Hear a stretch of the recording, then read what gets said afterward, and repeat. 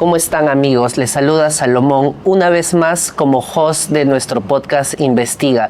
En esta oportunidad me complace saludarles y a la vez mencionarles que nos acompaña un invitado súper especial.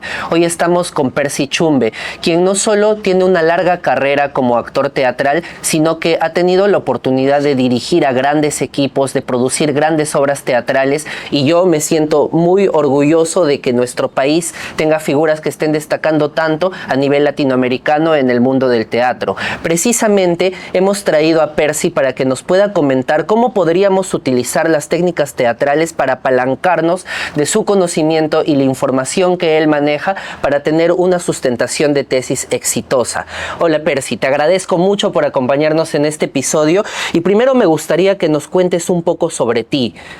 ¿Cuál es la trayectoria que te precede como actor, como director, como productor teatral? Bueno, Salomón, primero, gracias por la invitación, por permitirme estar acá con ustedes y de alguna manera aportar un poquito a los estudiantes, a quienes van a poder ver el podcast y que de alguna manera les ayude en su desarrollo personal sobre todo. Bueno, soy actor de la Escuela de Arte Dramático, egresado de allí. Tuve la bendición de estudiar también fuera, en el extranjero. Estuve en Chile, en México, llevando cursos de especialización, ya sea en actuación, dirección y producción. Y me he dedicado a las tres cosas: dirigir, producir y actuar. Me gusta mucho la actuación, me encanta actuar, pero la dirección para mí tiene un elemento muy importante, ¿no? Porque es como que logras ver todo. Y ese todo es lo que me encanta, digamos, estar siempre pendiente. He hecho muchas películas nacionales de corte independiente, sobre todo, no muy comerciales, ¿no? Y me gusta el cine independiente porque de alguna manera hay mucho esfuerzo detrás de ello. No significa que ese cine comercial no lo tenga.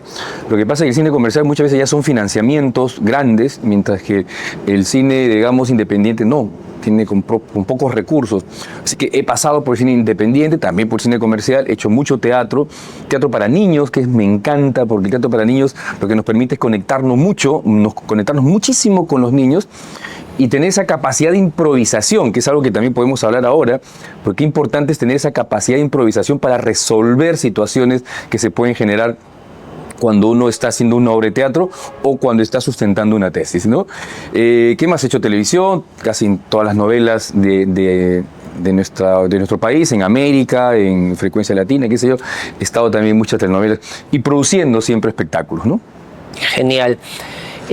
Percy, antes de que iniciemos este podcast, me estaba comentando que a veces no se tiene tan claro cómo es la sustentación de una tesis, incluso cuando es algo que todos tenemos como un requisito para sacar el título universitario, todavía no se tiene claridad sobre cuál es la mejor forma de sustentar una tesis. Entonces, yo siempre le digo a la comunidad de Investiga que no existe una forma correcta de sustentar la tesis. Yo considero que mientras más herramientas gestionemos para poder sustentarla, frente a los jurados, va a ser mejor, ¿no? Dentro de todas las herramientas que podríamos sacarle y exprimir tal vez los conocimientos de Percy, me gustaría que partamos de la presencia escénica. La presencia escénica, a mi percepción, y me gustaría que me desmientas si estoy equivocado, es el estar frente a una audiencia, en este caso en la sustentación de tesis la audiencia es tu jurado, y cómo tú te presentas ante ellos. Hace rato me hablabas de la postura que hay que manejar, tal vez cómo hay que gestionar el cuerpo, cómo hay que subcomunicar a través de los gestos del cuerpo. Cuéntanos, por favor, Percy, ¿cuál sería la mejor presencia escénica para sustentar una tesis? Acaba de decir algo importante con respecto a lo que solemos hacer a la hora de sustentar una tesis. No hay recetas, pues. No hay recetas, o sea, no hay una receta exclusiva. Mira, haces esto, A, B, C, D y sustentas. Yo creo que hay muchas formas creativas de la forma que uno puede presentarse ante una tesis para sustentarla. Y hay varios elementos, muchos elementos. Vamos a empezar con la postura. O sea, ¿qué es la presencia escénica? Los grandes maestros de teatro decían que la presencia escénica está acá en el tronco.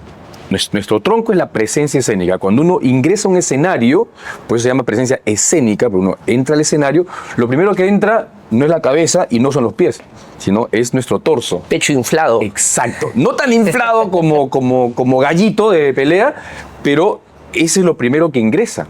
Parece mentira, porque es lo primero que ve, es la postura corporal. Si tú ves a alguien por la calle, caminando con los hombros caídos, arrastrando los pies y la cabeza abajo, ¿qué lectura tiene? Un hombre que está triste, deprimido, endeudado, solitario, etc. O sea, nada positivo. Pero si tú ves a alguien con los hombros hacia la altura de sus orejas, el tronco elevado y la mirada a la altura de sus ojos, no al cielo tampoco, pero a la altura de sus ojos, este hombre o esta persona puede que no tenga su vida resuelta, pero tiene una actitud positiva para presentarse. Y esa es la diferencia. Y a eso tú le agregas la gestualidad, qué importante es la gestualidad, porque de alguna manera la gestualidad lo que va a hacer es determinar cómo estás por dentro. Porque si tú te presentas así,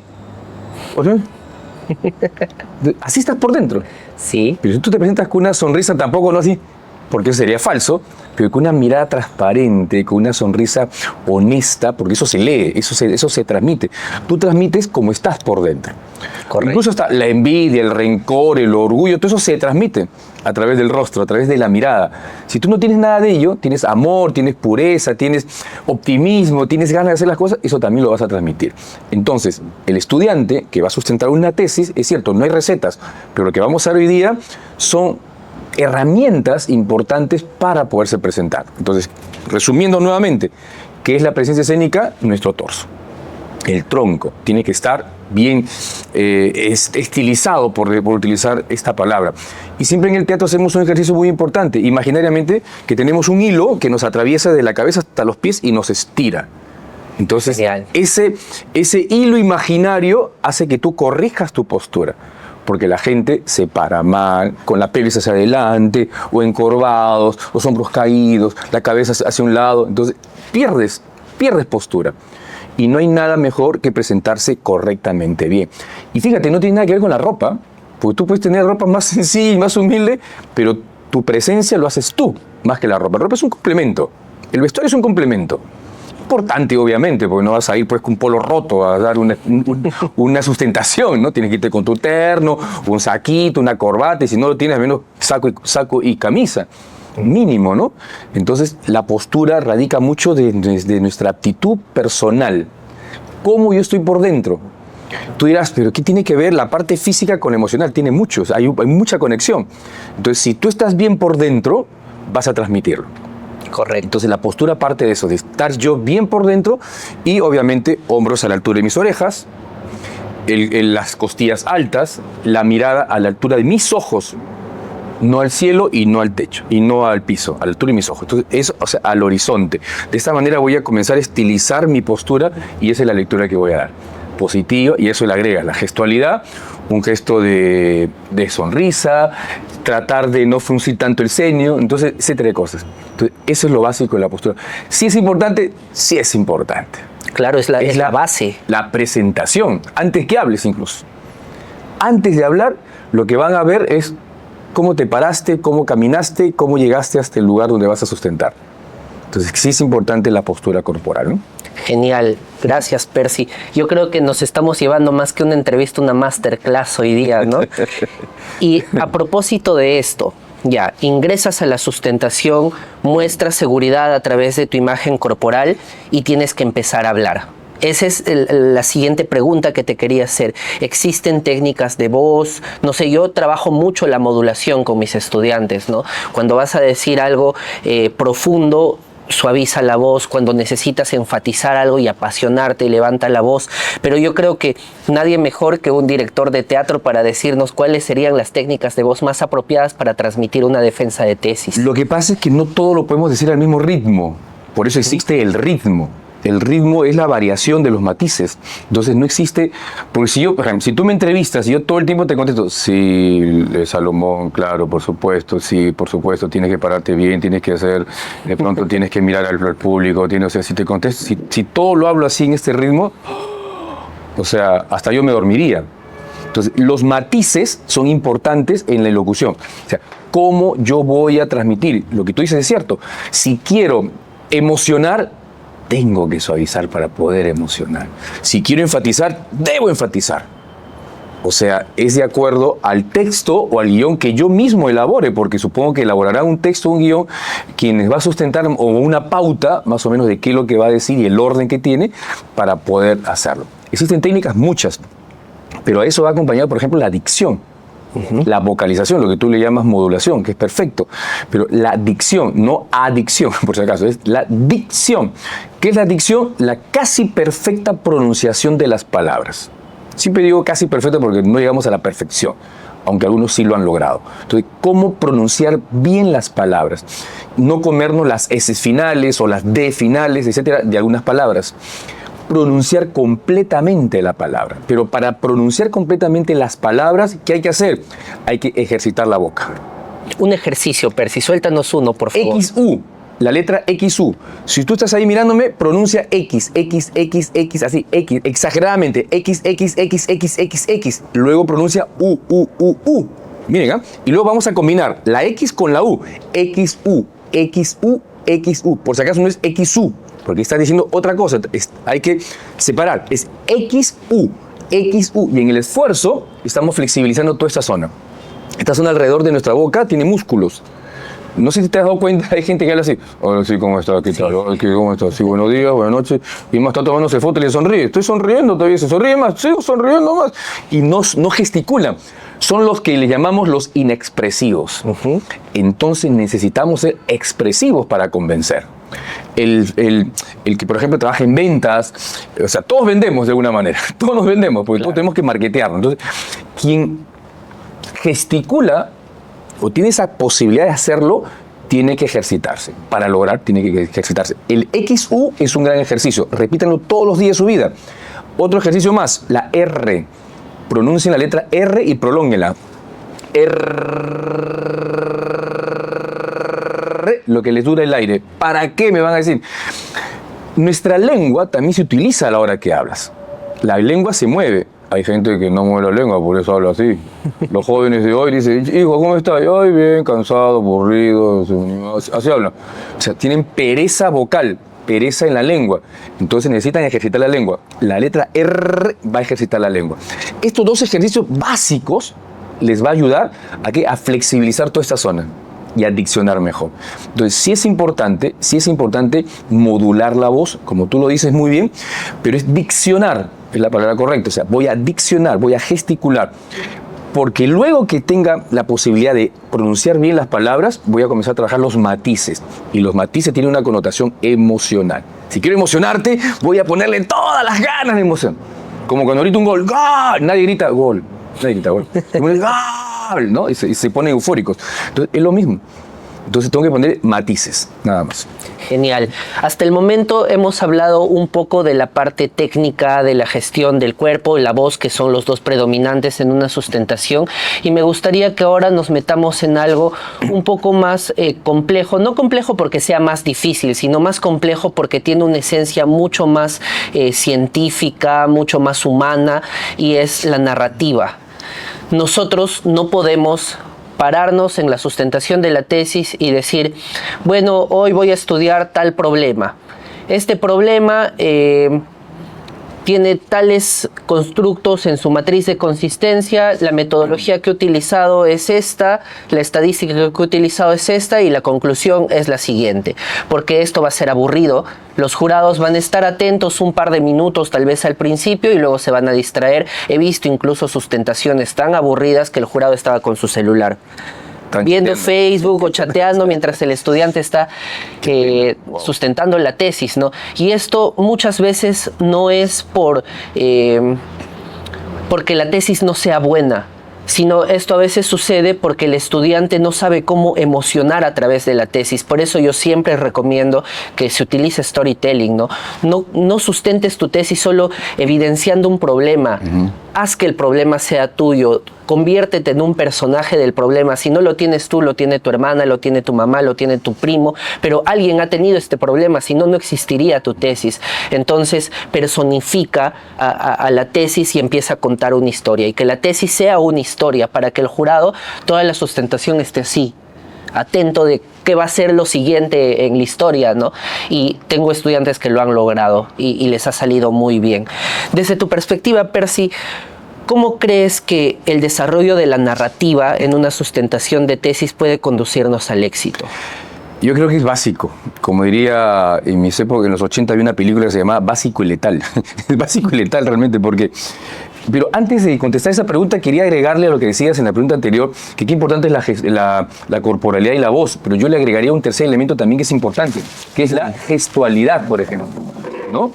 La gestualidad es tan importante porque tú expresas con el rostro, tú expresas con el rostro. Por ejemplo, cuando en la virtualidad, todo el tiempo de la pandemia, cuando dábamos clases virtuales, hacíamos presentaciones virtuales, reuniones virtuales, ¿qué es lo primero que veía cuando encendías tu cámara? Tu rostro. ¿Y qué rostros veíamos a veces? Por ejemplo, yo era profesor de colegios, de varios colegios, incluso un colegio de Huancayo, fui profesor de teatro, de niños y de adolescentes. Y los rostros eran... Los chicos se dormían.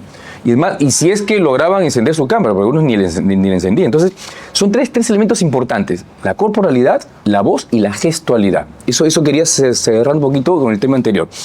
Con lo que dices ahora, es importantísimo tener una estructura.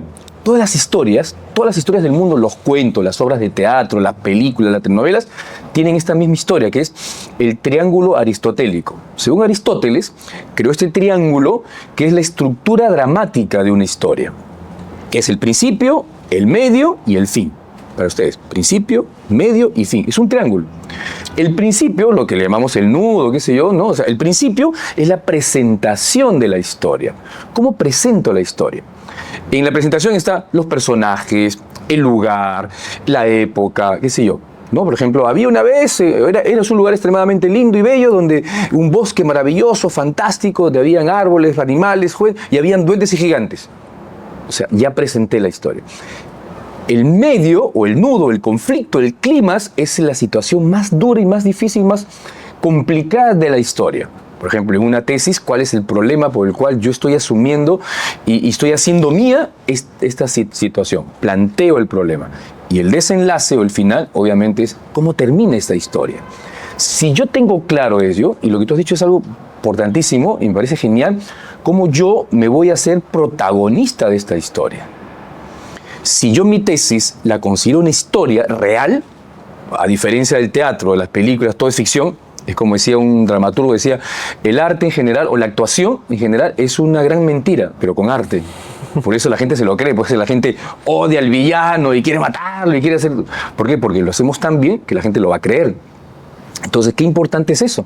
Entonces, el estudiante que va a sustentar su tesis tiene que estar convencido de lo que está sustentando. Como para nosotros los actores, el texto que voy a decir, yo tengo que estar convencido que lo que estoy diciendo es cierto. Convencido que el personaje que voy a interpretar es cierto, es real. Si yo estoy convencido de eso, voy a convencer al público. El público va a llorar, se va a emocionar, va a odiarme, etc. Entonces, lo mismo pasa con el que sustenta una tesis. Debe estar convencidísimo. Y si hay que manejar la historia desde este punto de vista, esta estructura dramática que tienen todas las historias, deben tener también las tesis. Como inicio, cuál es el conflicto, el tema más importante o el nudo de la historia y qué final le voy a dar. Un final abierto, un final resuelto, un final alegre, un final triste. ¿Qué final le voy a dar? Eso va a ser ya decisión mía o del escritor o del guionista o del autor o en este caso del que va a sustentar su tesis. Entonces sí es importante tener una estructura dramática para poder contar una historia, ¿no? Perfecto. Te agradezco por estas precisiones. Yo creo que hoy Percy nos está dando información que hasta hemos llevado a filosofía, a hablar de Aristóteles y la construcción de la narrativa. Aristóteles creía que nada se aísla de lo otro, es decir, cuando estamos hablando de arte, al mismo tiempo estamos hablando de ciencia y de la realidad misma, ¿no? Entonces es muy importante que, sin perjuicio de que tal vez en el teatro la narrativa te cuenta una historia inexistente, cuando estás sustentando una tesis tú estás contando un problema real que tú identificaste. Tú agarrabas... estudiabas el pasado de tu madre, identificaste que hubo un problema en su infancia, eres un psicólogo que hace la tesis sobre el problema que tuvo su madre, entonces te enamoras de este tema y al momento de contarlo, si tú utilizas esta anécdota para reforzar, ten por seguro que tus jurados van a estar atentísimos a la sustentación, ¿no? Entonces hay que aprender a dramatizar lo que sucede, porque dramatizar no significa hacerlo triste, hacerlo nostálgico. Dramatizar es inmiscuir emociones dentro de, tal vez en este caso, la sustentación de la tesis, ¿no? Entonces, como Percy me decía antes que iniciemos la entrevista, es muy importante que nosotros entendamos que el teatro transmite emociones, transmite sentimientos, y al momento de sustentar la tesis debemos copiar esto, sin perjuicio de dejar la parte académica muy clara, porque eso es inevitable, pero también podemos meter matices emocionales, transmitir sensaciones, transmitir sentimientos. Fíjate que es lo que, perdóname que te corte, es lo que le pasa a muchos maestros, por ejemplo. Yo capacito maestros de tanto de inicial, primaria y secundaria. Por años vengo capacitando. Y una de las cosas que yo siempre les digo, yo no me voy a involucrar en los contenidos ni en la capacidad académica que ustedes tienen. Pero estoy seguro que a muchos de ustedes les cuesta trabajo transmitir todo lo que saben. Y creo que eso es lo que le pasa a muchos alumnos, por ejemplo, o estudiantes cuando van a sustentar. Además que les invade el temor, el miedo, la inseguridad, por cómo transmitir, no por lo que saben. Porque eso es lo que leen mucho, o sea, se preparan mucho académicamente. Y ese es el gran problema, cuando casi el 99% somos académicos. El 99% de estudiantes son más académicos, porque están pensando más en función del conocimiento para tener un resultado, ya sea una nota, ya sea la aceptación de la tesis o lo que fuera. Pero nos estamos olvidando que ese conocimiento hay que transmitirlo. Y para transmitirlo, para que tú te emociones, para que tú lo sientas, es como subir a la montaña rusa. Cuando tú subes a la montaña rusa, ¿qué sucede? Estás en el carrito como así, ¿no? Primero va lentito, ¿no? El carrito. Y tú vas sonriendo, ¿eh? Luego sube, ¿no? Y vas, y hasta tu rostro cambia, como que, uy, ya voy a llegar a la cima. Cuando llega a la cima, ¿qué hace luego? Da un giro y baja, ¿no? Entonces tu rostro también cambia y gritas. ¿Sí o no? O sea, cambia todo. Exactamente lo mismo hay que producir, para mí como actor, en el espectador. Para ti como estudiante que va a sustentar una tesis, en tu jurado. Que el jurado también esté como en la montaña rusa. A ver, ¿qué va a contar?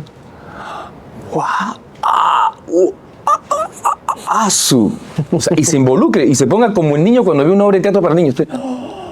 Y se conecte con uno. ¿Cómo logro eso? No solamente estudiar actuación, o sea, pueden estudiar talleres de actuación. Sería genial que todos los profesionales lleven cursos de actuación, de cuentacuentos, de mimo, de clown, de impro, porque eso les va a ayudar a conectarse con ellos mismos y a reconocerse ellos mismos. El arte escénico lo que permite no solamente formar actores, o sea, quienes nos queremos dedicar a ser actores, genial, pero si tú no quieres ser actor, te va a conectar contigo mismo y te va a permitir reconocerte, decir, a mí me falta esto, me falta lo otro, tengo esto, tengo lo otro. Y vas descubriéndote a través de muchísimos ejercicios. Entonces sí es importante lo que acabas de decir, la montaña rusa de emociones, eso hay que causar en el jurado. Fantástico. Y hablando de emociones, Percy, me lleva ya a la última pregunta de esta entrevista, y es, ¿cómo podríamos hacer que nuestras emociones no nos jueguen en contra en la sustentación de la tesis? Porque muchos estudiantes tienen miedo a la sustentación de la tesis e incluso minutos antes de sustentar están súper nerviosos, con los niveles de cortisol bastante elevados, estresados, con ansiedad. Incluso me ha pasado algunos estudiantes que se han puesto a llorar antes de la sustentación, ¿no? Sí, es que en realidad de esto depende el tener o no el título profesional. Para ningún estudiante es tomarse a la ligera la tesis. Entonces, me gustaría que desde tu perspectiva nos comentes cómo podríamos tener una gestión emocional para la sustentación de la tesis. El nivel de nervios siempre va a estar. Cuando estrenamos una obra de teatro, por ejemplo, nosotros también nos hemos ensayado, por ejemplo, meses y vamos a estrenar. El día del estreno, ahí esa adrenalina, más que miedo, ese nervio natural humano. Puedes aflojarse el estómago, te vas al baño, o sea, te pones tartamudo, no sé, hay muchas cosas. Hay varias formas de poder canalizar los nervios. Uno, la respiración. Cuando uno respira y lento, no, porque sería peor, ¿no? O sea, cuando uno respira lento, oxigena el cerebro. Y cuando el cerebro está oxigenado, puede pensar mejor. Eso en todo. Eso, si lo toman como receta, tómenlo como receta. Si quieren, ante un problema, una situación difícil. Pero es lo que menos hacemos. Pero eso hay que hacer. Porque las respiraciones repetidas veces, 3, 4, 5, 10, las que necesites, la que tu cuerpo necesite, y cómo lo sabes, tú lo sabes al final, porque vas sintiendo relajación, tranquilidad y calma, y tu cerebro se va oxigenando. Entonces, uno, respiración. Respiración, antes de salir a la sustentación. 2, hay que tomar agüita. agua hay que tomar. O sea, porque eso además, porque parece mentira, se te seca la garganta. Se te seca la garganta. Antes de hablar, tantos son los nervios que... Y tienes sed, entonces hay que tomar agüita. ¿Qué más me decían por ahí? Es importante saltar, fíjate, activar el cuerpo, porque botas ahí, saltas, baila, si quieres baila, cuéntate un chiste, broméate antes de salir, porque eso de una manera libera las tensiones. El saltar el ejercicio libera tensiones, ayuda mucho a la liberación de tensiones. Entonces, son las 3 cosas que siempre yo recomiendo antes de salir a un estreno, antes de salir a una conferencia, antes de salir a una sustentación, ¿no? Entonces, eso es lo que puedo recomendarle a los estudiantes antes de salir a sustentar. Y recuerden y confíen mucho en lo que saben. Y ya si tenemos fe, ya pues una oración sería genial, ¿no? Ya redondea todo. Señor, me pongo en tus manos, para adelante. Y tú sabes ya lo que me preparé, sabes lo que sé, todo. Entonces ahora te toca obrar a ti. ¿Cómo? Con tranquilidad, con calma, con paz y mirar a los ojos a mi jurado. Porque es algo importante también, el contacto visual. Qué importante es el contacto visual. Muchos creen que hay que... No sé si la oratoria moderna lo enseña, pero en la oratoria antigua, porque yo he estudiado en oratoria en los años 80, decían que hay que ser como los ambulantes cuando suben al micro, no mirar a nadie para no desconcentrarse. Entonces miran así al fondo y están hablando a todos, pero no hacen contacto, o sea, no hacen conexión. Uh-huh. Entonces yo necesito mirar a la gente. Yo no le tengo miedo a mirar a la gente. O sea, yo no puedo hablar contigo, por ejemplo, y estar mirando al cielo. Sí, Salomón, por supuesto, sí, claro, sí, por supuesto, Salomón, no puedo. O sea, necesito hablar. O sea, tampoco va a estar así, ¿no? Porque sería invasivo, ¿no? Pero es importante la conexión. A través del contacto visual yo voy a conectar y voy a comunicar. Porque estos estudiantes se vuelven comunicadores. Tienen que comunicar, tienen que informar. Entonces, la única forma de hacerlo también es a través del contacto visual. Así que nada, ahí tienen algunas herramientas, creo, más que, o lo que le llamamos tips, ¿no? O consejos, como quieran llamarle, para antes de sustentar. Respiración, agüita, salto y oración. Bacán, me parece que incluso hay mucho contenido científico. Me gustaría ahí agregar algunas cositas. La respiración está demostrada que oxigena el cerebro. Incluso nosotros en Investiga con nuestros estudiantes trabajamos la respiración diafragmática, ¿no? Porque ¿qué pasa? Cuando tú al respirar profundamente estás inflando más la parte de arriba, no estás utilizando todo el potencial del pulmón. En cambio, en la respiración diafragmática, en la que estiras el diafragma que se ubica aquí, que es como una franjita, lo que estás haciendo es aprovechar todo el potencial de los pulmones para hacer que el aire que ingrese a los pulmones pueda tener un rebote y un efecto positivo en el cerebro, ¿no? Literalmente lo está oxigenando. Otra cosa que oxigena el cerebro bastante bien es el agua, ¿no? El agua es indispensable, la hidratación, para reducir los niveles de estrés en nuestro cuerpo, ¿no? Entonces, estar constantemente hidratado nos va a ayudar también para la sustentación. Más claro. Saltar, el movimiento hace que los niveles de dopamina y los niveles de serotonina se eleven en el cuerpo. Entonces, saltar o correr o dar vueltas o bailar eso es algo que no nos habíamos dado cuenta, nunca lo hemos enseñado a nuestros estudiantes, pero qué cierto es. Pero sí funciona. Sí, claro, por supuesto que sí, ¿no? La ciencia ya nos ha dicho que eso inevitablemente va a generar dopamina y serotonina, ¿no? Y la oración, no necesitas participar de una creencia en específico para poder ser agradecido. Incluso si no crees, puedes agradecer el estar ahí, al presente, ¿no? Claro, para quienes son creyentes, agradecer a Dios a través de la oración también es fantástico, ¿no? Yo creo que el agradecimiento nos nutre porque estamos en contacto con nosotros y con lo que tenemos dentro de nosotros, y es una excelente forma también de poder aliviar las tensiones y gestionar bien las emociones antes de la sustentación. Te agradezco un montón, Percy, por todos los tips y la información de valor que nos has agregado en este episodio.